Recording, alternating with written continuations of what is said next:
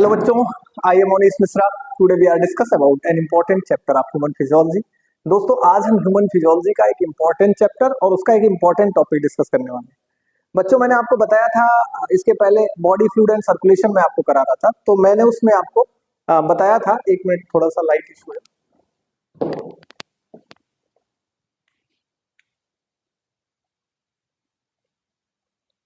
हाँ चलो कंटिन्यू करते हैं। हाँ हमने बताया था बच्चों की बॉडी फ्लूइड एंड सर्कुलेशन जब हम पढ़ रहे थे तो हमने आपको बताया था बॉडी फ्लूइड सर्कुलेशन में हार्ट के फंक्शंस, आर्टरीज, वेन्स और ऑक्सीजनेटेड ब्लड आर्टरीज लेकर के एओर्टा से निकल करके सीधे हार्ट में जाती हैं और हार्ट फिर क्या करता है उन ब्लड सॉरी यार हार्ट से आर्टरीज ब्लड को लेकर के लंग्स में जाती हैं और लंग्स क्या करता है उन ब्लड को ऑक्सीजनेटेड करता है और ऑक्सीजनेशन करके फिर से हार्ट में भेज देता है। हार्ट से फिर वो ब्लड कहाँ जाता है, टिश्यूज में जाता है सीधे सीधे वेन्स के थ्रू, सिस्टमिक एओर्टा के थ्रू, और उसके बाद बॉडी में फिर से एंट्री करता है इंफीरियर और सुपीरियर वेना कावा के थ्रू। मैंने इसको आपको बढ़िया से डिटेल में एकदम वेल सिस्टमैटिक ढंग से आपको बोर्ड पे समझा दिया था। मैंने बताया था कि दिल कैसे धड़कता है। आज मैं उसके थोड़े से और आगे कुछ चीजें आपको सिखाऊंगा। जैसे कि बेटा मैंने आपको बता दिया था, मैं बता रहा था, बस अचानक क्या हुआ कि कुछ सिस्टमैटिक सिस्टम का टेक्निकल इशू आया और सिस्टम जो है चल नहीं सका आगे, तो हम वहीं तक रह गए। आज उसके आगे हम थोड़ा सा कंटिन्यू करेंगे। हम वॉल ऑफ हार्ट पढ़ा रहे थे, आपको देखोगे, देखो मैंने आपको ये पढ़ाया था, ये आपका हार्ट है जिसे तुम मानते हो हार्ट, ठीक है ना, मानते क्या हो, यही है टेक्निकल हार्ट। थोड़ा सा और अगर इसे मैंने तो आपको इस डब्बे के फॉर्म में बना के समझाया था कि हार्ट आपका कुछ ऐसा दिखता है, ऐसा दिखता है, 4 चैम्बर वाला होता है। इसमें राइट ऑरिकल है, राइट वेंट्रिकल है, लेफ्ट ऑरिकल है, लेफ्ट वेंट्रिकल है। मैंने आपको ऐसा सिखाया था। लेकिन मैं थोड़ा सा और आपको बताऊं तो यहाँ पर अगर इसको डब्बे के फॉर्म में मैंने दिखाया था, अब इसी को यहाँ पे लिख लो, तो ये हो गया right auricle, right ventricle, left auricle और क्या हो गया लेफ्ट वेंट्रिकल। बीच में ऐसे ऑरिवेंट्रिकुलर सेप्टम बना लेते हैं। ये हार्ट है आपका और हार्ट में 4 चैम्बर है। बाकी तो आपको पता ही है बायोलॉजिकल हार्ट जैसा बनाया जाता है, जो डायग्राम आप बुक्स में देखते हैं वो थोड़ा सा क्रिटिकल दिखता है, उसमें राइट और लेफ्ट बनाना, थोड़ा सा समझाना उतना टिपिकल आपको लगता है, बट आपके क्वेश्चन जो बनने हैं वो यही से बन जाते हैं। तो मेरी बात को अच्छे से समझना। मैंने आपको बताया कि right auricle, left auricle, right ventricle, left ventricle, ये आपके 4 चैम्बर वाले हार्ट हैं। अब इसमें बच्चों समझना, इसमें आपको समझना ये है कि हमने बताया कि इसके वाल की बात अगर हम करें तो इसका वाल कैसा दिखता है, ये है इसका वाल ऑफ हार्ट। अगर हम हार्ट के वाल की बात करें तो कैसा दिखता है, तो इसकी बात अगर करेंगे तो ये बेटा आपका कैसा होता है स्ट्रक्चरली अगर हम देखें तो ये डबल ऐसा कुछ इस फॉर्म में दिखेगा आपको, इस फॉर्म में, और ऐसा बीच में यहाँ पर वाल, यहाँ पर मस्कुलर फ्लैप लगा होता है। तो आप देख रहे हैं कि डबल फोल्डेड जो वाल ऑफ हार्ट है वो कैसा है। पहला क्वेश्चन यही है, मैं इसी की बात कर रहा हूँ वाल ऑफ हार्ट की। अगर हम वाल की बात करेंगे तो वाल हमको कैसा दिखेगा, कुछ इस तरह से दिखेगा, wall of heart double folded, बीच में मस्कुलर फ्लैप लगा हुआ है। और ये स्ट्रक्चर आपको क्या दिख रहा है, वाल का। ये किसका स्ट्रक्चर है, वाल का। अगर हम देखेंगे तो कि इनका स्ट्रक्चर आपको ऐसा दिखेगा, बीच में मस्कुलर फ्लैप और ये वाल। तो इसमें बेटा आपको समझेंगे वाल ऑफ हार्ट, मस्कुलर फ्लैप और देखो, हाँ इसमें मैं बताऊं तो ये आपका डबल फोल्डेड स्ट्रक्चर है, हम लिख सकते हैं यहाँ पर, ये कैसा है, डबल फोल्डेड स्ट्रक्चर है, डबल फोल्डेड स्ट्रक्चर है ना। और इसमें क्या है, वाल ऑफ हार्ट, और इसको हम क्या बोलते हैं, ये यहाँ पर मस्कुलर फ्लैप लगा हुआ है, मस्कुलर फ्लैप, ये है आपका मस्कुलर फ्लैप, समझ रहे हैं ना, ये मस्कुलर फ्लैप है और ये क्या है, डबल फोल्डेड स्ट्रक्चर है। तो अगर हम आपको इसके आगे, ये तो वाल की बात हो गई, थोड़ा सा आगे और हम आपको लेके चलेंगे तो हमने आपको बताया था कि जब हम हार्ट पढ़ते हैं तो हमने आपको वाल्व ऑफ हार्ट, ये जो है वाल्व हार्ट का आपको ऐसे ही दिखेगा, बीच में ये डबल फोल्डेड मस्कुलर स्ट्रक्चर, बीच में यहाँ पर वाल्व आपका लगा हुआ है, ये क्या है, वाल्व है, वाल्व। अब टाइप्स ऑफ वाल्व की बात करेंगे, ठीक है ना। ये वाल्व की बात है। अगर हम वाल्व की बात कर रहे हैं तो जो वाल्व होते हैं इनमें जो वाल्व लगे होते हैं, यहाँ पर मैंने वाल्व बता दिया। वाल्व जो यहाँ पर वाल्व लगे होते हैं, समझना, जो यहाँ पर वाल्व लगे होते हैं, अभी यहाँ पर आप देखेंगे वहां पे यहाँ पे भी वाल्व लगा होगा, यहाँ पर भी लगा है, यहाँ पर भी, यहाँ पर भी आपको वाल्व दिखाई देंगे, जो कि मैंने यहाँ पर बताया था, ये और ये। तो बेटा जो ये बीच बीच में वाल्व लगे हैं, मैंने पिछले डायग्राम में आपको बता रखा है। इन वाल्व को हम क्या कहते थे, याद है? आपको बताया था इन वाल्व को हम बोलते थे कस्पिड वाल्व। क्या कहते थे? Cuspid valve. ये बीच वाले वाल्व आपके थे कस्पिड वाल्व। यहाँ पर जो वाल्व दिखता था इसे हम कहते थे सेमी ल्यूनर वाल्व। क्या कहते थे? Semi lunar valve. ये आपके सेमी ल्यूनर वाल्व थे। तो अब कस्पिड वाल्व और सेमी ल्यूनर वाल्व दोनों की बात करेंगे। कस्पिड वाल्व क्या है? जिनमें कस्प पाए जाएंगे। कस्प पाए जाने का मतलब एक ट्राई कस्पिड होगा, एक बाई कस्पिड होगा, ठीक है ना। तो मिट्रल वाल्व भी कहते हैं हम, बाई कस्पिड वाल्व को क्या बोलते हैं? मिट्रल वाल्व भी बोलते हैं। हम इसके बारे में आपको बता चुके हैं किसको क्या बोलते हैं। अगला अगला पॉइंट हमारा था टाइप्स ऑफ वाल्व। अगर हम बात करें कि वाल्व कितने टाइप्स के होते हैं, types of valve, valve in heart, heart में वाल्व कितने टाइप के होते हैं, तो हमने आपको बताया है पहले भी, डायग्राम में भी, फिर से बता देता हूं। एक को हम बोलते हैं कस्पिड वाल्व। क्या बोलते हैं बच्चों? Cuspid valve. तो यहां हम लिख लेते हैं cuspid valve, cuspid valve, valve. दूसरे को हम बोलते हैं क्या? Semi lunar valve, semi lunar valve.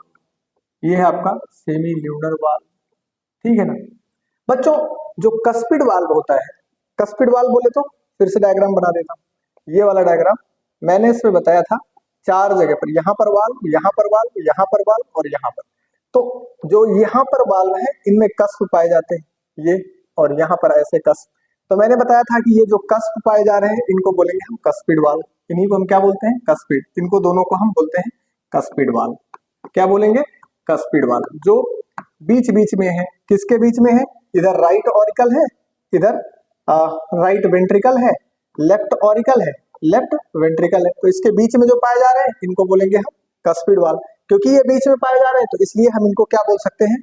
क्योंकि ऑरिकल और वेंट्रिकल के बीच में है तो ऑरी वेंट्रिकल, वेंट्रिक्यूलर वाल्व भी कह सकते हैं इनको हम। ऑरी वेंट्री वेंट्रिक्यूलर क्यूलर वाल्व के नाम से भी जान सकते हैं। ऑरी वेंट्रिक्यूलर वाल्व भी कहते हैं, समझ रहे हैं ना। अब ये ऑरी वेंट्रिकुलर, और इसको क्या बोलेंगे? Semi lunar valve. मतलब ये वेंट्रिक्यूलर वाल्व है, इनको हम कह सकते हैं वेंट्रिक्यूलर वाल्व। अगर बात करें कि इनके टाइप्स कितने हैं, तो ये 2 टाइप के हैं। एक को हम बोलेंगे by cuspid valve, by cuspid valve, by cuspid valve, valve. और दूसरे को हम बोलेंगे ट्राई कस्पिड वाल्व। क्या बोलेंगे बच्चों? Try cuspid valve. ये आपका ट्राई कस्पिड वाल्व है, समझो। बाई कस्पिड वाल्व को ही हम बोलते हैं मिट्रल वाल्व। इसको ही हम और क्या कहते हैं? इसका एक नाम है मिट्रल वाल्व, समझिएगा। इसको ही हम मिट्रल वाल्व कहते हैं। ये बाई कस्पिड वाल्व है।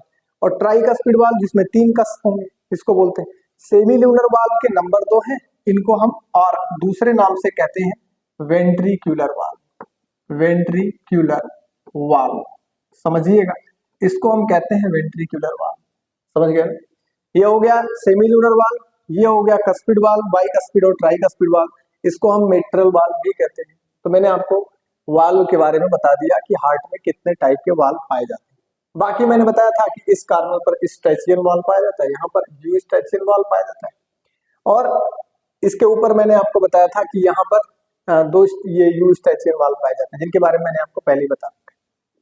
अब अगर लेयर ऑफ हार्ट की बात करें कि हार्ट में कितने वाल्व पाए जाते हैं, वाल्व नहीं वाल।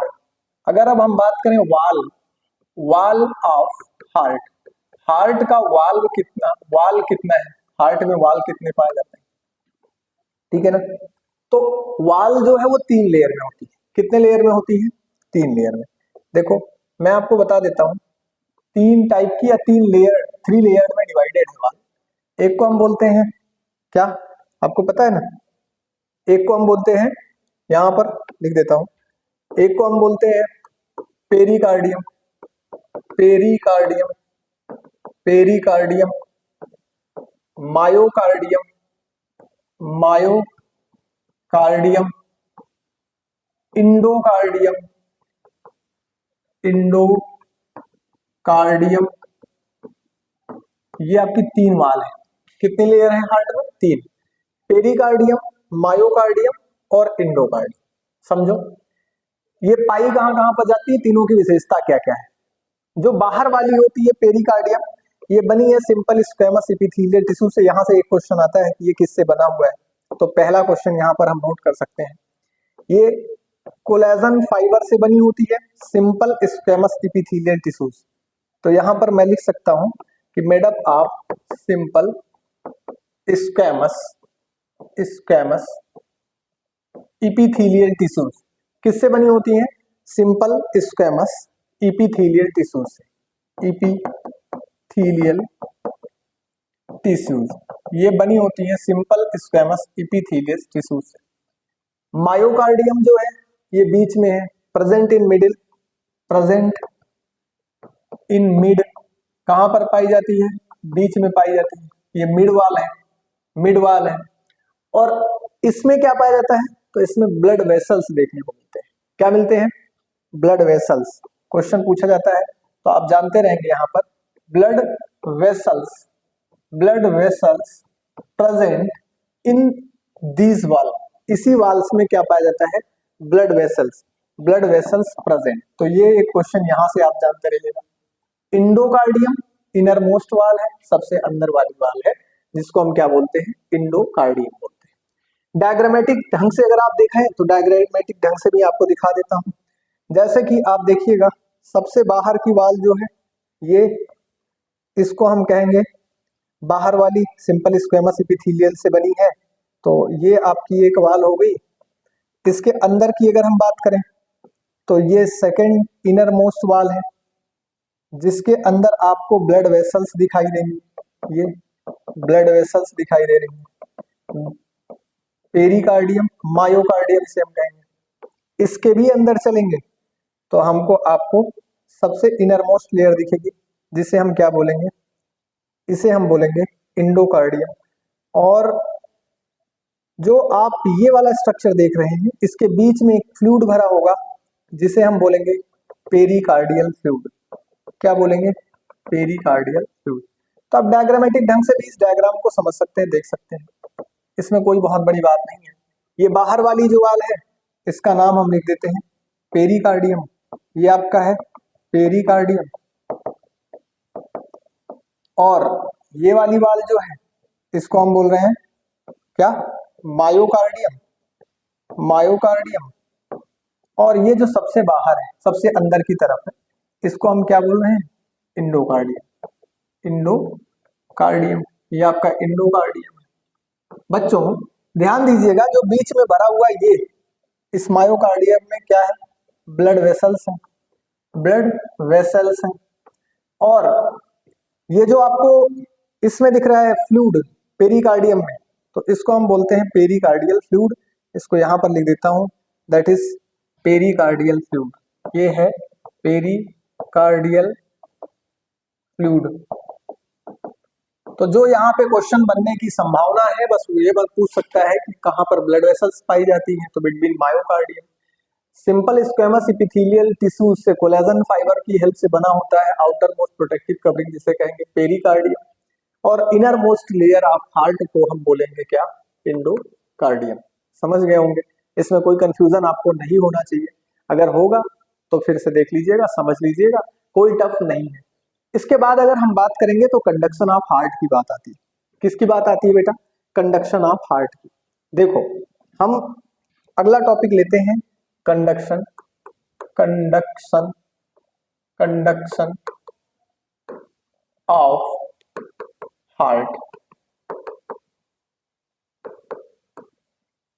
कंडक्शन ऑफ हार्ट, इसमें हम क्या देखेंगे?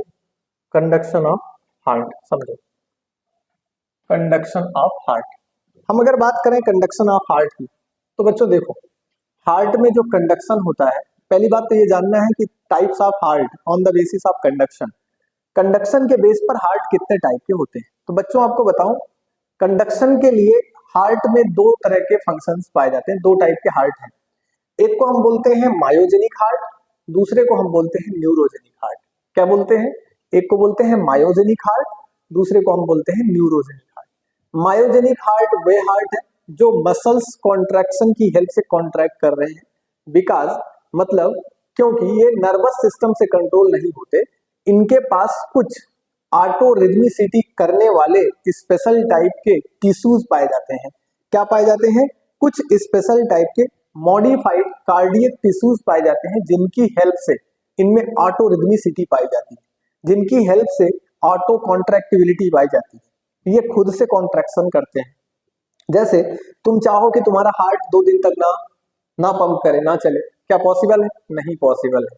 अगर हार्ट को इवन बॉडी से बाहर भी निकाल के रख दिया जाएगा तो भी इनके पास जो नोडल टिश्यूज है, मायोजेनिक ऑटो कॉन्ट्रैक्टिव टिश्यूज, वो क्या करेंगे? कॉन्ट्रैक्शन हार्ट में करवाते ही रहेंगे। तो इसलिए अपना जो हार्ट है, या कह सकते हैं मैमल्स का जो हार्ट है, वो कैसा है? वो हार्ट जो है मायोजेनिक। जबकि कुछ इन्वर्टिब्रेट्स, मैं आपको एनिमल किंगडम पढ़ाते टाइम मैंने बताया था, कुछ इन्वर्टिब्रेट्स हैं जैसे कि खास करके बहुत सारे आर्थ्रोपोड, जिनमें आपने देखा होगा कि वहां पर हार्ट जो पाया जाता है वो कैसा पाया जाता है? वहां पर हार्ट पाया जाता है बच्चों न्यूरोजेनिक। जैसे कि उनको कोई प्रे कैच करने के लिए आता है, पकड़ने के लिए आता है, मारने के लिए आता है, तो वो एक मिमिक्री शो करते हैं। मिमिक्री बोलते हैं कि वो अपने आप को ऐसा एक सॉन्ग रचते हैं, ऐसा दिखाते हैं कि वो मर गए हैं, मतलब वो अपने हार्ट बीट को स्टॉप कर लेते हैं। तो उनका जो एनिमी है वो समझ पाता है कि ये मर गया है और वो छोड़ करके चला जाता है। तो जैसे ही वो चला जाता है फिर ये गायब हो जाते हैं। तो ये शत्रुओं से बचने के लिए एक ऐसी मिमिक्री करते हैं हार्ट की हेल्प से। इसे इस टाइप के हार्ट जहां पर नर्वस सिस्टम से कंट्रोलिंग होती है उसे हम न्यूरोजेनिक हार्ट कहते हैं। क्या कहते हैं? न्यूरोजेनिक हार्ट कहते हैं। तो चलो कंडक्शन ऑफ हार्ट की अगर बात करें तो अपना हार्ट पहली बात कैसे जानेंगे हम? हमारा हार्ट है मायोजेनिक। कैसा है? मायोजेनिक। हम पढ़ रहे हैं ह्यूमन हार्ट, हमारा हार्ट मायोजेनिक है। मतलब ये है कि हमारे पास कुछ कार्डियक मसल्स पाई जाती हैं जो मॉडिफाइड है, किसके लिए? कॉन्ट्रैक्शन के लिए। मॉडिफाइड कार्डियक मसल्स पाई जाती हैं जो कंडक्शन या ओरिजिन ऑफ इम्पल्स के लिए रिस्पॉन्सिबल है। किसके लिए? कंडक्शन या ओरिजिन ऑफ इम्पल्स। तो मायोजेनिक हार्ट है, इनमें origin of impulse, origin of impulse, impulse के ओरिजिन के लिए, ओरिजिन ऑफ इम्पल्स के लिए रिस्पॉन्सिबल है। कौन रिस्पॉन्सिबल है? कुछ modified modified modified cardiac tissues, है ना, मॉडिफाइड कार्डियक टिश्यूज, कुछ मॉडिफाइड कार्डियक टिश्यूज है जो कि रिस्पॉन्सिबल है किसके लिए? जो कि रिस्पॉन्सिबल है इम्पल्स के लिए, कंडक्शन कराने के लिए। मॉडिफाइड कार्डियक टिश्यूज जो कि किसके लिए रिस्पॉन्सिबल है? कंडक्शन के लिए। तो बच्चों अगर आपसे पूछा जाए कि कंडक्शन कराने के लिए जो रिस्पॉन्सिबल टिश्यूज है उनके नाम क्या क्या है, हार्ट में पाए कहाँ कहाँ पर जाते हैं, आओ मैं आपको समझाता हूँ। आसानी से आप समझ जाएंगे इनकी इम्पल्स की पोटेंशियल कितनी है और ये किस किस लोकेशन पर है। यहाँ से इतने क्वेश्चन पूछे जाते हैं। देखो मैं आपको ज्यादा बातें नहीं करते हुए सीधा पॉइंट पर ले चलता हूँ। आपने ये हार्ट तो सबने देखा होगा, थोड़ा सा इसको स्टैंडर्ड बना देता हूँ। देखो आपने ये हार्ट तो सबने देखा ही है, सबने देखा है। आपने ऐसा हार्ट बनाया भी है बहुत बार, लेकिन ये वाला हार्ट का काम यहाँ नहीं है। हार्ट ऐसा होना चाहिए। वो वाला हार्ट जो तुम देख रहे थे पहले से, सोच रहे थे सर बनाएंगे, मैंने वो वाला नहीं बनाया है, मैंने ये वाला बनाया है। और इस वाले हार्ट में आप समझोगे कि बीच में कुछ आपको एक नया परिवर्तन करना होगा। जो तुम बनाते थे उसमें आप ऐसे कोई एरो बनाते थे, लेकिन वो एरो वाला हार्ट नहीं है, ये वाला हार्ट है, बायोलॉजिकल हार्ट है। इसमें मैंने आपको बताया कि हार्ट में बेटा ऊपर वाले चैम्बर का नाम है राइट ऑरिकल, इसका नाम है राइट वेंट्रिकल, यहाँ पर है आपका लेफ्ट ऑरिकल और यहाँ पर है आपका लेफ्ट वेंट्रिकल। बच्चों मेरी बात को सही से समझना, आपको कुछ भी समस्या नहीं आएगी, ठीक है ना। जैसे कि मैं अगर बताऊं कि ये जो ये आप देख रहे हो 4 चैम्बर, इन चारों चैम्बर में कॉन्ट्रैक्शन और रिलैक्सेशन होता है, जिसे हम सिस्टोल या डायस्टोल कहते हैं बायोलॉजी की भाषा में।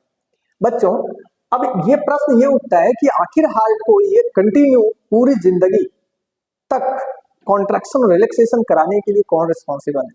तो बेटा ये ब्रेन से नहीं होता, क्योंकि ब्रेन हाल से तुम तो कुछ काम ही नहीं करना चाहते, हो सकता है कि ब्रेन ये काम करना बंद कर दे तो कहानी बंद हो जाएगी। तो इसलिए ये काम होता कहाँ से, ये काम होता है नोडल टिश्यूज की हेल्प से, जो कि इनके अंदर ही है, वो कार्डियक मसल्स जो इनके अंदर ही है, और उनका नाम क्या क्या है और वो पाए कहाँ कहाँ जाते हैं। बेटा देखो, एक होता है यहाँ पर जिसका नाम है साइनो एट्रियो वेंट्रिकुलर, यहाँ पर देखो इसका एक एक नोडल टिश्यू आपको यहाँ पर दिखेगा, यहाँ पर दिखेगा, यहाँ पर। अब दूसरा नोडल टिश्यू आपको देखोगे तो इस राइट वाले में यहाँ पर दिखेगा, यहाँ पर एक दो, एक नोडल टिश्यू। इसको दूसरे कलर से बनाओ क्या, हाँ इसको दूसरे कलर से बनाओ, तब आपको कोई कंफ्यूजन हो भी रहा होगा तो आगे नहीं होगा। तो इसको मैं इस कलर से बनाता हूं। एक नोडल टिश्यूज आपको यहाँ पर देखने को मिलेगा बच्चों। उसके बाद आपको कुछ नोडल टिश्यूज और भी देखने को मिलेंगे, जैसे कि ये वाला देख रहे हो ना, ये वाला ऐसा। और एक नोडल टिश्यू दोस्त आपको देखने को मिलेगा इसके आसपास, यहाँ पर, ठीक है ना, यहीं पर भी कुछ नोडल टिश्यूज होंगे। एक एक बात को आप बड़े ही सावधानी से अटेंटिव होकर सुनिएगा, आपको एक भी क्वेश्चन में फंसने नहीं दूंगा। ये मेरी आपसे मेरा वादा है भाई साहब, प्रॉमिस करता हूं कि आपको कोई क्वेश्चन फंसेगा नहीं, आप आराम से कर ले जाओगे। बस थोड़ा सा आप कंसंट्रेट रहिएगा और चीजों को समझने का अटेंटिव होकर के प्रयास करिएगा। देखिए बाकी नोडल टिश्यूज यहाँ पर मैं लिख देता हूँ, यहाँ पर पाए जाते हैं, ये नोडल टिश्यूज हैं, ये पाए जाते हैं ऐसे नोडल, ठीक है। चलो समझते हैं। अभी तो मैंने कुछ नहीं दिखाया है, मैं पहले पोजीशन और नाम बताऊंगा आपको। पोजीशन देखो बच्चों, अगर बात करें तो ये आपका क्या है, हार्ट है। अगर मैं ऐसा खड़ा होता हूं तो मेरा लेफ्ट साइड ये है और राइट साइड ये है, ये बात समझ पा रहे होंगे। लेकिन बच्चों मेरा हार्ट अगर मैं ऐसा खड़ा होता तो, और मैं अगर ऐसे खड़ा होता हूं इस साइड में, तो मेरा राइट साइड क्या है, ये है, और मेरा लेफ्ट साइड क्या है, ये है, और मेरा हार्ट कहाँ है, यहाँ है, मतलब ये हार्ट है। आप ऐसे मुझे ही एग्जांपल लेके समझो, ये मेरा हार्ट है और मैं खड़ा हूं, मेरा राइट साइड ये है, मेरा लेफ्ट साइड ये है। अब यहां पर आपको देख रहे हो कि मेरे राइट साइड में एक नोडल टिश्यू दिखाई दे रहा है। मेरे राइट साइड बोले तो इधर वाला साइड, इधर वाले साइड में एक टिश्यू दिख रहा है, राइट साइड में है। किसके राइट साइड में है, राइट एट्रिया के राइट साइड में है। और आप देख रहे हो ठीक इसी के अपोज में, ठीक इसी के अपोज में, मतलब राइट एट्रिया के राइट साइड और राइट एट्रिया के लेफ्ट साइड, ठीक है ना, लेफ्ट साइड में। तो एक नोडल टिश्यू आपको यहाँ पे दिखाई दे रहा है, और एक नोडल टिश्यू बीच बीच में दिखाई दे रहा है, और एक नोडल टिश्यू आपको यहाँ पर दिखाई दे रहा है वेंट्रिकल की वाल पर। टोटल नोडल टिश्यू कितने दिखाई दे रहे हैं, 4। पहचान करवाते हैं। अभी आपको मैंने क्या बताया, पोजीशन। तो आप देखेंगे जब मैं सीधा खड़ा होता हूं, आप सीधे खड़े होते हैं, तो आपके दाहिने एट्रिया पर, मतलब दाहिने राइट एट्रिया के राइट कॉर्नर पर आपको एक नोडल टिश्यू दिखता है। अब इसका पहचान कराते हैं, सर इसका नाम फिर क्या है। आपके मन में भी चला होगा सर इसका नाम क्या है, ये पाया जाता है तो इसका नाम क्या है। बच्चों ध्यान दीजिएगा, इनका नाम है, ये राइट एट्रिया के राइट कॉर्नर पर जो पाया जाता है इसका नाम है, वैसे इसको बोलते हैं ऐसे नोड। क्या बोलते हैं, ऐसे नोड। यहां पर लिखता हूं एस ए नोड, ये है ऐसे नोड, ऐसे नोड। बच्चों दूसरा आप देख रहे हो येलो कलर का जो नोड बना है, इसको बोलते हैं हम, इसको हम बोलेंगे एबी नोड। क्या बोलेंगे, एबी नोड, एबी नोड। तीसरा एक व्हाइट कलर का यहां पर भी मैंने बना रखा है ना, यहां पर भी मैंने कार्डियक टिश्यू बनाया है। इसका क्या नाम है बच्चों, इसका नाम है, इसका नाम हम लिखेंगे, इसका नाम है बंडल, नहीं इसका नाम है SA node, AV node, bundle of His. इसका नाम है बंडल ऑफ हिज। क्या नाम है, बंडल ऑफ हिज। ये बंडल ऑफ हिज है, बंडल ऑफ हिज। और इसके बाद बच्चों चलोगे तो इस तरह से आपको कुछ फाइब्रस स्ट्रक्चर दिखाई दे रहे हैं नीचे की तरफ जो वेंट्रिकल की वाल पर है। इसका नाम है बेटा परकिंजे फाइबर। क्या नाम है, परकिंजे फाइबर। समझना, इसको हम बोलेंगे परकिंजे, परकिंजे, परकिंजे फाइबर। ये बच्चों परकिंजे फाइबर, ये आपका परकिंजे फाइबर है। ये ऊपर ऐसे नोड है, ये एबी नोड दिख रहा है, और ये क्या कहला रहा है, बंडल ऑफ हिज। समझ पाए, फिर से आप इनको परिचित हो जाइए इनसे। एक एक पॉइंट मैं आपको बता रहा हूं, एक एक पॉइंट से आप परिचित हो जाइए, आपको कंफ्यूजन कहीं से कहीं तक नहीं होना चाहिए, ठीक है ना। बंडल ऑफ हिज और परकिंजे फाइबर। देखो अगर आप कंफ्यूज हैं तो फिर गलत बात है। इनके कॉमन नेम पूछे जाते हैं, इनकी पोटेंशियल पूछी जाती है कि इनमें ऑटो रिदमिसिटी की कितनी पोटेंशियल है और इनके कॉमन नेम क्या क्या है। देखो मैंने बताया ऐसे नोड कहां पर पाया जाता है, इसकी पोजीशन, तो आप बताएंगे सर राइट वेंट्रिकल के राइट साइड में।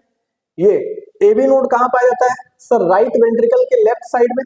सर बंडल ऑफ हिज कहां पाया जाता है, एट्रिया और वेंट्रिकल के बीच में, ऑरी वेंट्रिकुलर सेप्टम पर, यहां पर। सर परकिंजे फाइबर कहां पाया जाता है, वेंट्रिकल की वाल पर।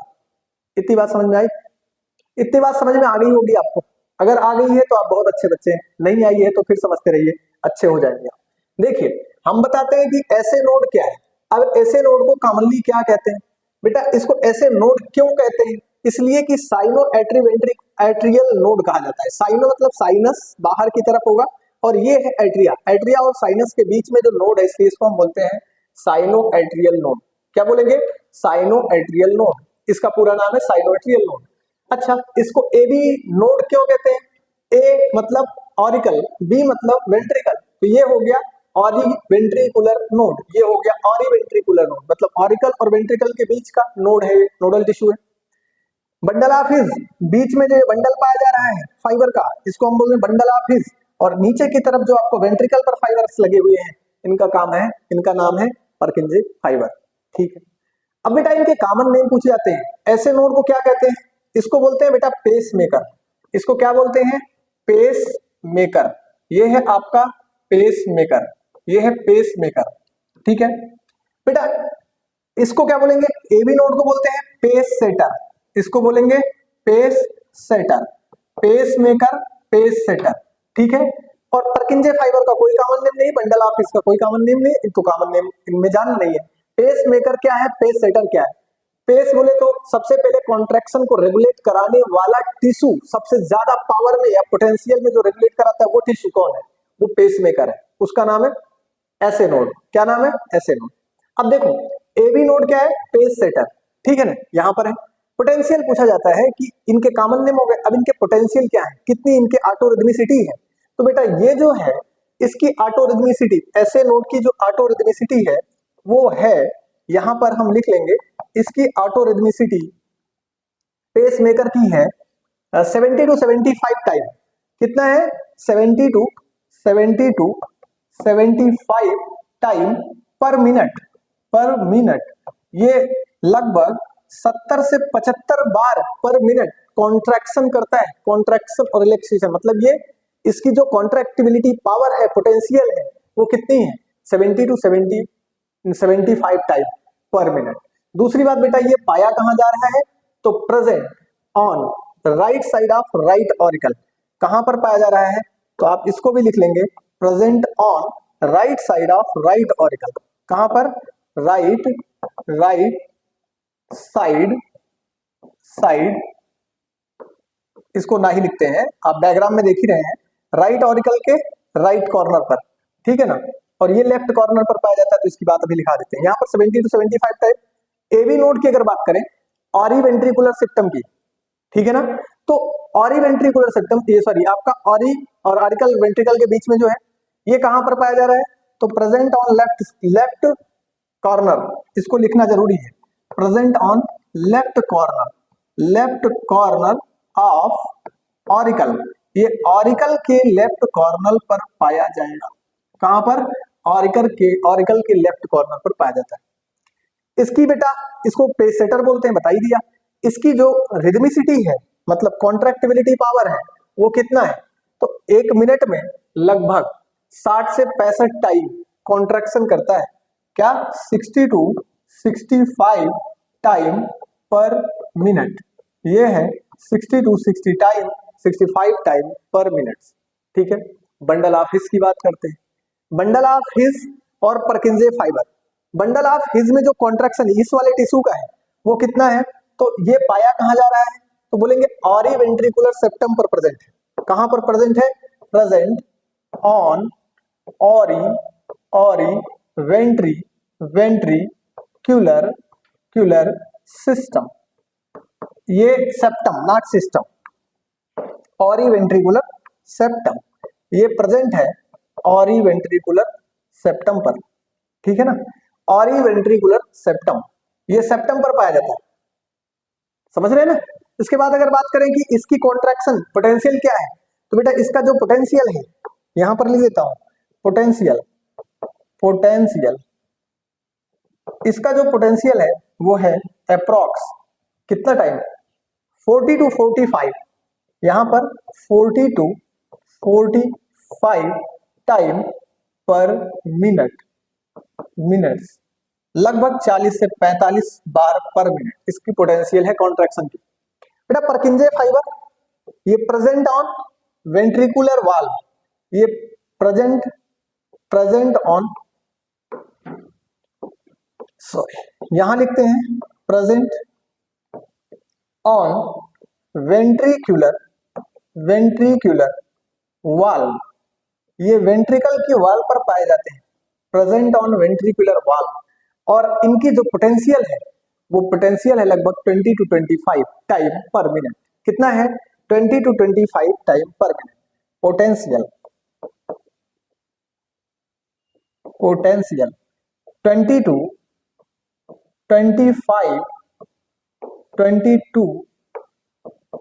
25 टाइम पर मिनट, ये इनकी पोटेंशियल है। देखो बेटा यहां से कई क्वेश्चन बनने की संभावना है और सभी क्वेश्चंस में आपसे पेस मेकर और पेस सेटर के बनने की संभावना थोड़ी ज्यादा है।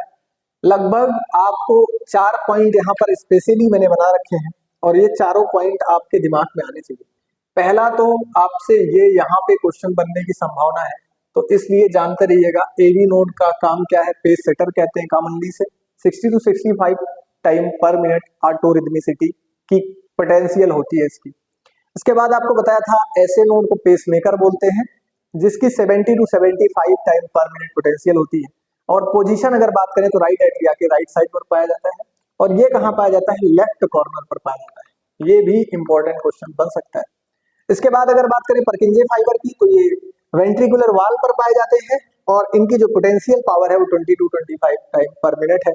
और अगर बात करें बंडल ऑफ इसकी, तो ये potential 40 to 40 time per minute है इसकी, और ये वेंट्रिकुलर की वाल पर पाए जाते हैं। ये आपके 4 क्या है, मॉडिफाइड कार्डियक टिश्यूज हैं जो कॉन्ट्रैक्शन के लिए रिस्पॉन्सिबल है, कंडक्शन ऑफ हार्ट बीट के लिए। ठीक है ना। अगर इनको आप समझ गए हैं बेहतर अंदाज में, तो फिर आपको मैं आगे नेक्स्ट टॉपिक लेता हूं। कंडक्शन के बाद रेगुलेशन ऑफ हार्ट कौन बाय सीएनएस, सीएनएस के द्वारा कार्डियक एक्टिविटी कैसे रेगुलेट होती है। चलो रेगुलेशन ऑफ हार्ट मैं लिखता हूं, regulation of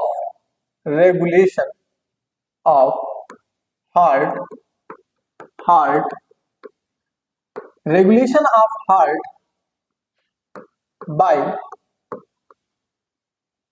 of heart by CNS, CNS के द्वारा रेगुलेशन ऑफ हार्ट कैसे होता है, या cardiac activity by cardiac activity. चलो रेगुलेशन ऑफ हार्ट ही लिखता हूं बस, इससे ज्यादा कुछ नहीं। रेगुलेशन ऑफ हार्ट, अब देखो बेटा रेगुलेशन ऑफ हार्ट की अगर हम बात करते हैं तो हमको यहां पर समझ में आता है कि हमारा जो हार्ट है वो कैसे रेगुलेट होता है, मतलब कब उसकी स्पीड बढ़ जाएगी, कब घट जाएगी, इसके लिए कौन रिस्पॉन्सिबल है। भाई हार्ट पंप कर रहा है, कभी कभी तेजी होने लगता है, कभी कभी स्लो हो जाता है, तो क्या ऐसा फैक्टर है जो हमारे हार्ट को कभी कभी उसकी स्पीड को बहुत ज्यादा बढ़ा देता है। जैसे हम डर गए तो स्पीड बढ़ गई, जैसे कि हमारा एग्जाम है तो स्पीड बढ़ गई, जैसे कि हमारे सामने सांप आ गया चलते चलते तुरंत हार्ट बीट बढ़ जाती है, जैसे कि हमारे सामने कोई ऐसी घटना होती है जो थोड़ा सा आश्चर्यजनक है, तो क्या होता है, हमारा हार्ट बीट तुरंत कॉन्ट्रैक्शन बढ़ जाता है। इसके लिए रिस्पॉन्सिबल कौन है, तो बेटा 2 तरह के अपने रेगुलेशन है हार्ट बीट में, 2 तरह के कारण है जिसके कारण रेगुलेशन होता है। मतलब 2 चीजें ऐसी हैं, 2 तरह का फैक्टर ऐसा है बॉडी में जो हार्ट बीट को रेगुलेट करवाता है, कभी तेज कभी स्लो कभी नॉर्मल। तो अब ये आप कहेंगे कि सर क्या क्या कारण है ऐसा है, तो बेटा देखो 2 तरह के कारण है। एक तो हमारा ब्रेन ऐसा कुछ फंक्शन करता है जिससे हमारी कार्डियक एक्टिविटी मतलब रेगुलेशन बढ़ जाता है, कार्डियक एक्टिविटी ज्यादा हो जाती है या कम हो जाती है। दूसरा, ब्रेन से कोई लेना देना नहीं होता है, बॉडी में कुछ ऐसे इंडोक्राइन सिस्टम के हार्मोन्स हैं जो हार्ट बीट को बढ़ाते या घटाते हैं। अब अगर हम बात करें कि इसमें हमारे बॉडी में 2 सिस्टम कौन से हैं, तो एक सिस्टम की हम बात सबसे पहले करेंगे। एक है बेटा हमारा पहला रेगुलेशन जो सेंटर है वो हमारा सेंट्रल नर्वस सिस्टम ही है, पहले हमारा सीएनएस ही है जो हमारे हार्ट को रेगुलेट करवाता है। दूसरा फिर कौन है, जो हमारे कार्डियक एक्टिविटी के लिए रिस्पॉन्सिबल है, तो हम कह सकते हैं हमारा इंडोक्राइन सिस्टम। कौन है? इंडोक्राइन सिस्टम भी हमारा इसके लिए रिस्पॉन्सिबल है, इंडोक्राइन सिस्टम। बच्चों इंडोक्राइन सिस्टम में कुछ और नहीं, कुछ ही कंपोनेंट, बट कौन कौन से हैं मैं जरा आपको बताना चाहता हूं। पहले मैं फ्लो डायग्राम से बना रहा हूं, फिर मैं आपको डायग्राम बना के भी समझा दूंगा। बच्चों अगर हम बात करें कि रेगुलेशन हमारा जो हार्ट का होता है वो ब्रेन से कैसे होता है, तो बेटा ब्रेन को जब मैं आपको पढ़ा रहा था तो मैंने पढ़ाया था कि अगर आपका ये ब्रेन है, याद करो मैंने बताया था ये आपका ब्रेन है और ये आपका क्या है? स्पाइनल कार्ड है। ये आपका स्पाइनल कार्ड है, याद है आपको? स्पाइनल है, ये आपका ब्रेन है। मैंने कहा था कुछ ऐसी नर्व्स हैं जो डायरेक्ट ब्रेन से निकल करके बॉडी में जा रही है और कुछ ऐसी हैं जो स्पाइनल से निकल के जा रही है। तो जो स्पाइनल कॉर्ड से निकल करके जा रही है ना दोस्त, इनको बोलेंगे स्पाइनल नर्व, और जो ब्रेन से जाती है उनको बोलते हैं क्रेनियल नर्व। इनके नंबर 31 और 12 पेयर में जो मैं आपको बता चुका हूं। अभी आपको टेंशन नहीं लेना, ये तुम्हारे सिलेबस में भी अब नहीं रह गया है बेटा। ब्रेन से सीएनएस से निकलने वाला कुछ ऐसा नर्व है जो कुछ केमिकल लेकर के आता है और हार्ट के इस पेस मेकर पर डाल देता है। किस पर? इस पेस मेकर पर डाल देता है, जिसे हम ऐसे नोड कह रहे हैं। इसी पेस मेकर पर जैसे ही हार्ट ला करके ब्रेन से कुछ केमिकल सब्सटेंस आते हैं तो उसमें रिस्पांस बढ़ जाता है या घट जाता है। रिस्पांस बढ़ता कब है, घटता कब है, सिंपैथेटिक सिस्टम कब काम करता है या पैरासिम्पैथेटिक कब काम करता है, इसे समझो, ये समझने की बात है। मैं आपको बता रहा हूं, मैंने कहा कि आपके बॉडी में जो आपका हार्ट है उसके रेगुलेशन को, उसको चलाने के लिए, उसकी कार्डियक एक्टिविटी के लिए रिस्पॉन्सिबल है दो सिस्टम। एक आपका सीएनएस है जिसका नाम है सेंट्रल नर्वस सिस्टम, और दूसरा आपका क्या है मेरे बच्चों? दूसरा है आपका endocrine nervous system. Endocrine system बेटा, इंडोक्राइन सिस्टम में आपका वो पार्ट आता है जो बॉडी से हार्मोन्स रिलीज करके हार्ट की एक्टिविटी को बढ़ाता है। सीएनएस में जो ब्रेन देखता है और ब्रेन रिस्पॉन्स तत्काल करता है तो भी कार्डियक एक्टिविटी बढ़ जाती है। देखो बेटा इसके दो पार्ट हैं, एक को मैंने आपको बताया था सिंपैथेटिक नर्वस सिस्टम, याद होगा अगर तो, दूसरे को parasympathetic nervous system. Pathetic nervous system और दूसरा होता है सिंपैथेटिक। याद करो, सिंपैथेटिक नर्वस सिस्टम और पैरा नर्वस सिस्टम, और यहां भी लिख देता हूं एनएस। सिंपैथेटिक नर्वस सिस्टम और पैरा सिंपैथेटिक नर्वस सिस्टम। मैंने आपको बताया था सिंपैथेटिक नर्वस सिस्टम तब काम करता है जब कोई इमरजेंसी आती है मेरे बच्चों। जैसे कोई इमरजेंसी आ गई उस समय जो काम करेगा, उस समय काम करता है कौन? Sympathetic nervous system. और जब पैरासिम्पैथेटिक कब काम करेगा? नॉर्मल कंडीशन में पैरासिम्पैथेटिक नर्वस सिस्टम काम करता है। समझ में आया ना बेटा? जो सिंपैथेटिक नर्वस सिस्टम है इससे निकली होती है एक नर्व, इससे जा रही है एक नर्व जिसका नाम है एसिलिरेटरी नर्व। क्या नाम है? एसिलिरेटरी नर्व। ये एसिलिरेटरी नर्व क्या करती है? ये कुछ लेकर के जाती है और सीधा हार्ट में उड़ेल लेती है। सीधा हार्ट में ले जाकर के उड़ेल लेती है। क्या लेकर के जाती है और क्या हार्ट में उड़ेलती है, जरा समझना। तो ये जो सिंपैथेटिक नर्वस सिस्टम है, एसिलिरेटरी नर्व कुछ कंटेंट लेकर के जा रही है और क्या करती है? ये हार्ट में उड़ेल लेती है। समझो, हार्ट कहाँ है? हार्ट आपका यहाँ है, हार्ट आपका यहाँ है, आपका हार्ट यहाँ है। आप समझो मेरी बात को। इसमें करता क्या है बच्चों? इसमें होता क्या है? यहाँ पर ये जो नर्व है, ये अगर लेकर के कंटेंट आ रहा है तो ये ला करके यहाँ पर, जहां पर आपका पेस मेकर है, जिसे हम बोलते थे एस ए नोड, क्या बोलते हैं इसको? हम बोलते हैं एस ए नोड। इस ऐसे नोड के पास ला करके अपना सिक्रीशन छोड़ देता है। क्या करता है? अपना सिक्रीशन यहीं पर ला करके छोड़ देता है। कौन छोड़ देता है इसके ऊपर अपना सिक्रीशन? Sympathetic nervous system. बेटा इस सिक्रीशन में लेकर के सिंपैथेटिक नर्वस सिस्टम क्या आता है? सवाल ये भी आता है, इसलिए इसको ध्यान से समझना। सिंपैथेटिक नर्वस सिस्टम एसिलरेटरी नर्व की हेल्प से एक सब्सटेंस लेकर के आता है, एक केमिकल लेकर के आता है, एक हार्मोन लेकर के आता है, और उसे हम कहते हैं न्यूरोट्रांसमीटर। न्यूरोट्रांसमीटर को हम यहाँ पर, ये न्यूरोट्रांसमीटर जो है इसका नाम है एसिटाइल कोलिन। क्या नाम है? Acetyl choline. मेरे बच्चों ये एसिटाइल कोलिन को ला करके जब इस पेस मेकर पर डाल देता है, ऐसे नोड पर, इस नोडल टिश्यू पर डालता है, कौन? Sympathetic nervous system. कहां से लेकर आ रहा था? यहां से, सीएनएस से लाकर यहां पर जैसे ही डालता है, फिर क्या होती है? हार्ट बीट नॉर्मल हो जाती है, हार्ट बीट नॉर्मल चलती है। ऐसी कंडीशन में हार्ट बीट नॉर्मल होती है। तो यहां पर हम कहेंगे जब एसिटाइल कोलिन ऐसे नोड पर आएगा, ऐसे नोड पर आएगा, तो हमें देखने को मिलेगा कि हार्ट बीट, यहां पर heart beat, heart beat, heart beat क्या हो जाएगी मेरे भाई, यहां पर हार्ट बीट घट जाएगी या नॉर्मल होगी, कम नहीं होगी, इसको हम बोलेंगे नॉर्मल। ये प्रोसेस तब ऑपरेट होती है जब कंडीशन नॉर्मल होती है मेरे बच्चों।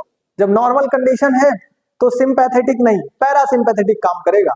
पैरासिम्पैथेटिक के वेगस नर्व से, पैरासिम्पैथेटिक के वेगस नर्व से न्यूरोट्रांसमीटर एसिटाइल कोलिन आकर के पेसमेकर के ऊपर अपना सिक्रीशन जो एसिटाइल कोलिन है जैसे ही पड़ता है, क्या होती है, हार्ट बीट नॉर्मल होती है।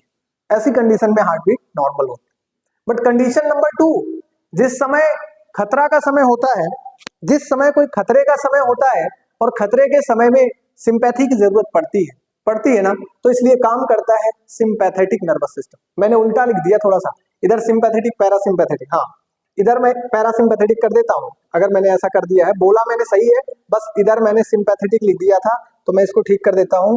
यहां पर मैं कर देता हूं पैरासिम्पैथेटिक, ये है पैरा, ये आपका हाँ पैरासिम्पैथेटिक, सिंपैथेटिक, और यहां पर क्या है, ये आपका सिंपैथेटिक, समझिएगा सिंपैथेटिक हो जाता है यार, सिंपैथेटिक, थोड़ी मोड़ी गलतियां, कंप्यूटर तो है नहीं यार, कभी कभी हो जाती है। देखो सिंपैथेटिक नर्वस सिस्टम, अब मैंने इधर लिखना शुरू कर दिया था तो इसलिए ये फंक्शन आपका क्या था, पैरासिम्पैथेटिक। अब कंडीशन वो आती है जब सिंपैथेटिक नर्वस सिस्टम काम करेगा। सिंपैथेटिक नर्वस सिस्टम मेरे बच्चों तब काम करता है जिस समय सिंपैथी की जरूरत होती है, और हमको सिंपैथी की जरूरत कब पड़ती है आपको पता है, जिस समय हमारे ऊपर कोई विपत्ति आती है, जिस समय खतरा हम महसूस करते हैं, उस समय हमको सिंपैथी की जरूरत पड़ती है। भाई कोई बात नहीं है, मुश्किल का टाइम है, कट जाएगा। उस टाइम हमारे हार्ट बीट को बढ़ाने का काम, हमारी हार्ट बीट को बढ़ाने के लिए यहाँ पर सिंपैथेटिक नर्वस सिस्टम की एसिलरेटरी नर्व से, यहाँ पर सिंपैथेटिक नर्वस सिस्टम की एसिलरेटरी नर्व से, यहाँ पर मैंने सिंपैथेटिक दिखा दिया था इसको। अब यहाँ पे जो नर्व है वो है वेगस नर्व। कैसी नर्व है, वेगस नर्व है, ये वेगस नर्व है।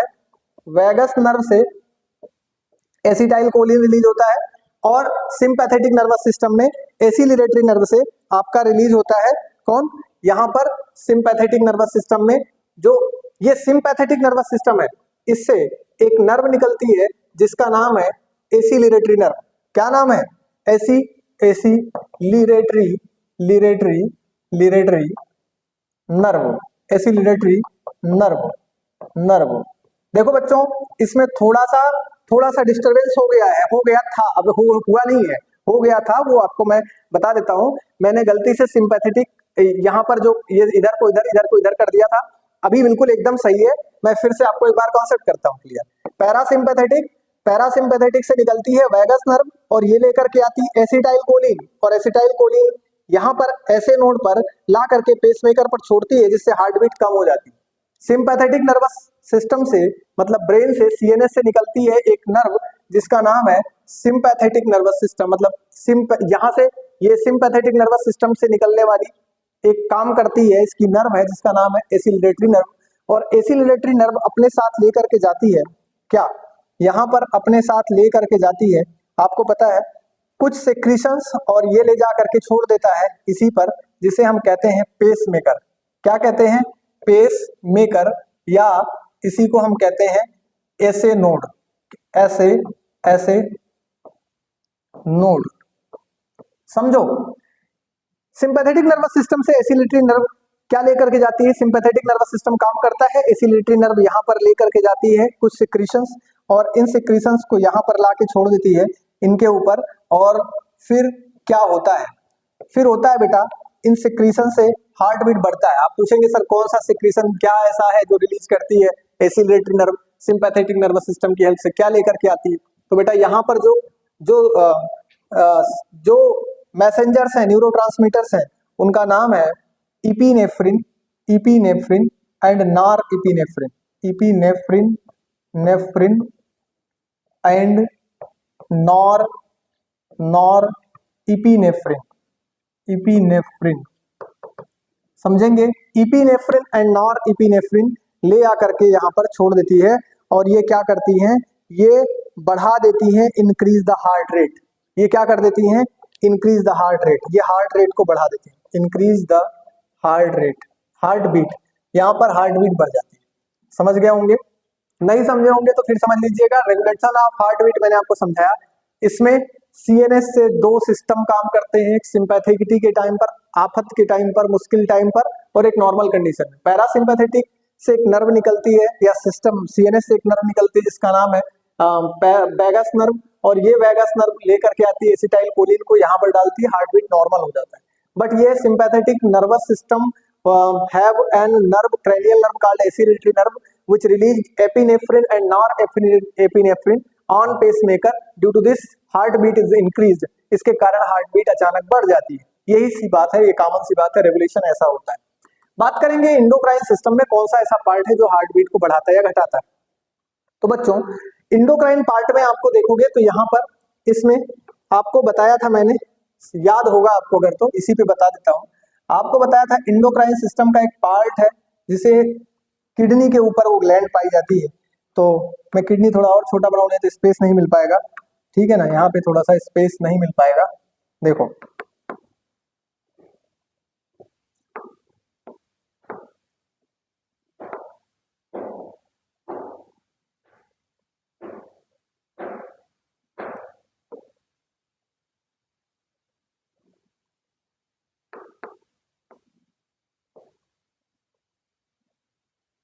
ये है, ठीक है।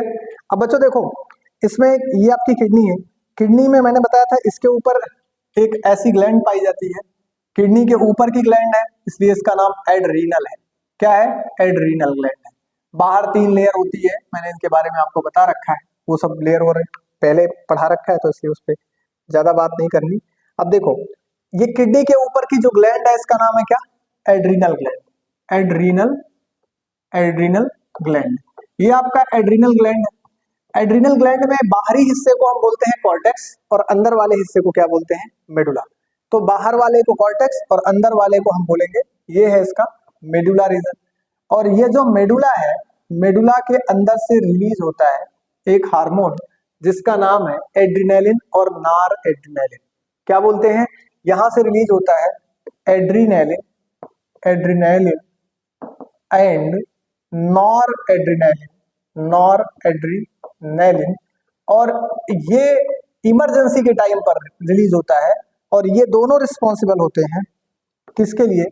Responsible for increase the heart beat. ये हार्ट बीट को बढ़ाने के लिए रिस्पॉन्सिबल होते हैं एड्रिनलिन और नॉर एड्रिनलिन। कहां से रिलीज होता है? किडनी के मेडुला से रिलीज होता है। इस बात को ध्यान दीजिएगा, मेडुला से रिलीज होता है एड्रिनलिन और नॉर एड्रिनलिन, और ये क्या करता है? हार्ट बीट को बढ़ाता है। एक और भी है जो हार्ट बीट को बढ़ा सकता है, इंडोक्राइन सिस्टम का पार्ट। हमने आपको पढ़ाया था, याद होगा तो आपको, पेयर्स ऑफ, यहां पर बना देता हूं, pairs of, pairs of, pairs of thyroid gland. याद है? ये क्या है? थायराइड ग्लैंड, थायराइड ग्लैंड है। और ये जो पेयर ऑफ थायराइड ग्लैंड है, ये किसको बढ़ा देता है? थायराइड ग्लैंड रिलीज कराता है थायरोक्सिन को। किसको रिलीज कराता है? थायरोक्सिन को। और थायरोक्सिन क्या करता है? ये बढ़ा देता है किसको? थायराइड रिलीज कराता है थायरोक्सिन को, और थायरोसिन बेसल मेटाबॉलिक रेट को बढ़ाता है, मेटाबॉलिज्म की रेट को बढ़ा देता है, और जिससे फिर क्या हो जाता है?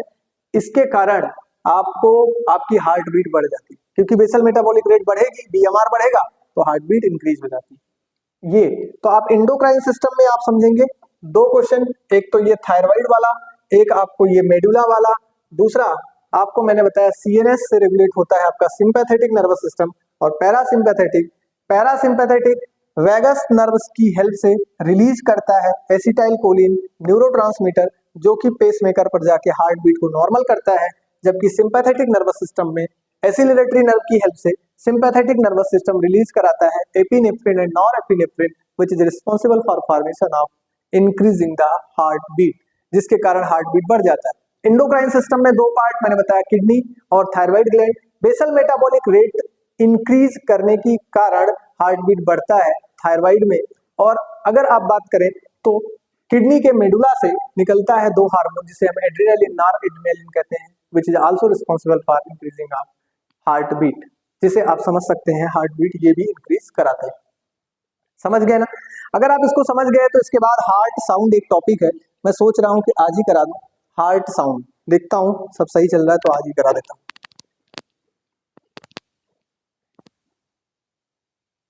हाँ ठीक है, हार्ट साउंड मैं आपको हार्ट साउंड भी करा देता हूँ, कोई प्रॉब्लम नहीं है, बढ़िया चल रहा, हार्ट साउंड करवा देता हूँ, ठीक है ना। आपके बात अगर करूं हार्ट साउंड की, चलो देखो heart sound, heart sound, heart sound क्या है? दिल की आवाज। दिल की आवाज कैसे होती है? दिल ने तुम्हें दिल से पुकारा? नहीं, वो वाली आवाज नहीं है मेरे भाई, यहाँ पर दिल ने दिल से पुकारा वाली आवाज नहीं है, ये हार्ट साउंड बायोलॉजिकल है, और इसको सुनने के लिए कौन सुनता है? कोई कहीं से भी सुन सकता है? नहीं, इसको सुनने के लिए क्या जरूरी है? एक यंत्र की जरूरत होती है, और उस यंत्र को क्या कहते हैं? बच्चों वाला क्वेश्चन है, छोटे से थे तब भी पढ़ाया जाता था। हार्ट साउंड को सुनने के लिए एक यंत्र की जरूरत होती है, और उस यंत्र को हम क्या कहते हैं? तो यहां लिख देता हूं, स्टेथोस्कोप कहा जाता है। क्या कहा जाता है? Stethoscope. Heard with the help of stethoscope, इसकी हेल्प से हम सुनते हैं। किसको? Heard with the help of stethoscope. हम हार्ट साउंड को किसकी हेल्प से सुनते हैं? किसकी हेल्प से सुनते हैं? स्टेथोस्कोप से। और इसकी जरूरत जो होती है वो किस में होती है? क्लिनिकल सिग्निफिकेंस में, ठीक है ना। ये यूज किया जाता है ड्यूरिंग क्लिनिकल सिग्निफिकेंस। ये क्लिनिकल सिग्निफिकेंस में, मतलब इसका यूज है सिग्निफिकेंस किसका? क्लिनिकल सिग्निफिकेंस में यूज है बच्चों स्टेथोस्कोप का। स्टेथोस्कोप का यूज है क्लिनिकल सिग्निफिकेंस, मतलब ट्रीटमेंट करने के लिए इसको सुना जाता है, ठीक है ना। आपको मैं बताऊं कि हार्ट साउंड आप कैसे सुनेंगे, तो पहले आप एक ग्राफ बना के बता रहा हूं। देखो इस ग्राफ में मैं इधर लिखता हूं, ये है PITCH, पिच, तारत्व या ध्वनि, और इसको हम कहेंगे ड्यूरेशन। ये है ड्यूरेशन, समझो, ये है आपका ड्यूरेशन, और ये है आपकी पिच, मतलब किससे? हार्ट की पिच, और ये है आपका ड्यूरेशन। हार्ट से बेटा दो ही आवाज हमेशा निकलती है, बाकी तुम जो जो जानते हो, पता नहीं कौन कौन सी आवाज निकालते हो तुम जानो, लेकिन हार्ट से दो ही आवाज निकलती है, एक का नाम है लब और दूसरे को बोलते हैं डब। और लब में भी वो वाला डल लब नहीं जो तुम समझ रहे हो। लब में ये बेटा ये वाला लब होता है, ये वाला लब होता है क्या? ये नहीं, ये बिल्कुल गलत बात है, ये वाला लब नहीं है। वो वाला आपका लब होता है LUB। कौन सा लब होता है बेटे? LUB, ये लब होता है। कौन सा होता है? लब। और आपका डब भी होता है ये DUB। ये दो साउंड निकलते हैं। कितने साउंड होते हैं बेटा? दो साउंड होते हैं, समझना। हार्ट के दो साउंड है, एक लब है, दूसरा क्या है? डब। पहला साउंड जो होता है सिस्टोलिक में, उसको बोलते हैं लब। क्या बोलते हैं? लब। वेंट्रिकुलर सिस्टोलिक साउंड है, वेंट्रिकल के सिस्टोलिक कंडीशन में जो आता है उसको लब बोलते हैं, लब। और दूसरा जो साउंड होता है उसको क्या बोलते हैं? डब, डब बोलते हैं। ये है डब। बेटा डायस्टोल में जो साउंड आता है, रिलैक्सेशन कॉन्ट्रैक्शन, दो प्रोसेस हार्ट में होती है। वेंट्रिकुलर सिस्टोल, उस समय लव लव, और फिर डायस्टोल की कंडीशन में क्या होती है? फिर डब। लेकिन देखो दोनों में अंतर है। क्वेश्चन पूछा जाता है कि किसमें ड्यूरेशन ज्यादा और पिच कम होती है, किसमें पिच ज्यादा ड्यूरेशन कम होती है। ये दो क्वेश्चन आपको यहाँ समझने हैं। बेटा देखो मैंने ये एरो बनाया है, ये पिच है, ये साउंड का पिच है, और ये वाला एरो क्या है? ये ड्यूरेशन बता रहा है। अगर मैं पूछूं कि लब आप कैसे बताओगे, तो देखो मैं ऐसा बना रहा हूं, ये लब का साउंड है, लब का साउंड ऐसा है, ये लब का साउंड बना देता हूं, ये लब है, ये लब बता रहा है। और ये साउंड जो आप देख रहे हो, ये साउंड, ये बच्चों डब को बता रहा है, लब डब सेकेंड साउंड है, और लब फर्स्ट साउंड है। ये बेटा फर्स्ट साउंड है, ये कैसा साउंड है? फर्स्ट साउंड है, और ये सेकेंड साउंड है, सेकेंड साउंड है। तो ये सेकेंड साउंड है आपका, और ये फर्स्ट साउंड है। अब अगर क्वेश्चन पूछा जाए कि भाई इसमें से ड्यूरेशन किसका ज्यादा है और पिच किसकी कम है, तो देखो इधर ड्यूरेशन लिखा है मैंने, इधर क्या लिखा है? पिच लिखा है।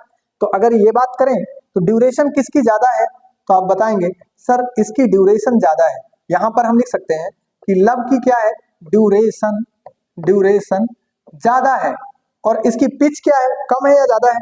तो इधर वाला लाइन ये एरो क्या बता रहा है, पिच बता रहा है, तो इसकी पिच क्या है, पिच कम है, किसकी, इसके, ड्यूरेशन इसकी, मतलब लब की। ये साउंड किसको बता रहा है, फर्स्ट साउंड है, जिसे मैं क्या कह रहा हूं, लब।